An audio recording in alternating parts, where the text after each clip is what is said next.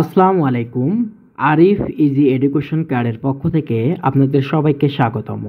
আজকে আমরা নবম দশম শ্রেণীর অনুশীলনী 4.1 9, 10 এবং 11 নম্বর ম্যাথের সমাধান দেখব। ওকে, তাহলে বেশি কথা না বলে ভিডিওটা শুরু করি। সো প্রথমে আমরা 9 নম্বর ম্যাথের সমাধান দেখি।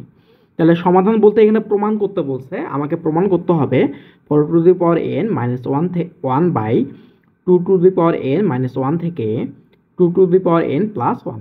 ওকে, তাহলে এটাকে আমি এভাবে লিখতে পারি না। এটাকে যদি আমি এভাবে লিখি যে 2 এর উপর স্কোয়ার, তার উপরে n - 1 এবং নিচে কত আছে, প্রথমে আপনারা লেফট সাইড দিয়ে লিখতে পারেন এবং নিচে কত আছে 2 টু দি পাওয়ার n - 1। ঠিক আছে, তো এটাকে আমরা কি লিখতে পারি? আবার দেখো, এটাকে আমরা লিখতে পারি যে 2 এর পাওয়ার n, আমি শুধুমাত্র এটা নিচে দিলাম, তার উপরে স্কোয়ার -1 এর উপরে স্কোয়ার এবং 2 এর পাওয়ার n - 1। ঠিক আছে, এটা লিখতে পারি না? অবশ্যই লিখতে পারি। তো এখন দেখো যে এটাকে যদি আমি পুরোটাকে a ধরি, এটাকে যদি b ধরি, তাহলে আমাদের সূত্র কি দাঁড়ায়? a square - b square. তাহলে এটার সূত্র কি? a + b * a - b, তাই না?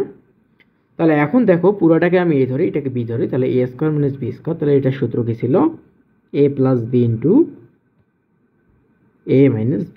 ঠিক আছে, এবং নিচে কি দাঁড়ায়? যে 2n - 1। তাহলে এখন দেখো, এই 2n - 1 এবং এই 2n - 1 সেম না। সো যেহেতু সেম, এটা আমি কেটে দিলাম। তাহলে আমি কি পাবো? তাহলে 2n + 1। তাহলে আমাদের যেটা প্রমাণ করতে বলছে যে এটা থেকে প্রমাণ করো এটা, তাহলে কি প্রমাণিত হয়েছে? তাহলে দেখো, তুমি কি প্রমাণটা পাইছো? তাহলে এইভাবে হচ্ছে তোমরা এটা সলভ করবা। ওকে, তাহলে এখন আমরা হচ্ছে যে পরের 10 নাম্বার ম্যাথটা সলভ করব, একটু পরে করি। এটা আগে হচ্ছে যে 11 নাম্বার ম্যাথটা সলভ করি। তাহলে 11 নাম্বার যে ম্যাথটা আছে, এটা দেখো কি বলছে যে আগে প্রথম যে সূচক রাশিটা আছে এটা তুমি লিখে নাও, এরপর এল আছে, তারপর দেখো এটার সাপেক্ষে এটার কি, এটার বেজ এ, এটারও বেজ এ, এবং দুইটাই পরস্পরের সাপেক্ষে কি অবস্থায় আছে? ভাগ অবস্থায়। ভাগ অবস্থায় থাকলে কি পাওয়ারটা কি হবে? বিয়োগ হবে। সো বিয়োগ এল - এম, এবং বাইরে কি আছে আমাদের এন, এবং সেম ভাবে এটা কি হবে? এম বিয়োগ এন, এবং বাইরে আমাদের কি আছে? এল, এবং সেম ভাবে এটা কি হবে? এ এন কি হবে? -এল, তারপর কি এম ইকুয়াল কত? ইকুয়াল না, সরি, তাহলে হচ্ছে এটা, তাই না? তাহলে এখন শুধুমাত্র তোমার যে কাজটা হবে, তুমি গুণ করে দাও এ, তাহলে এটা কি হবে?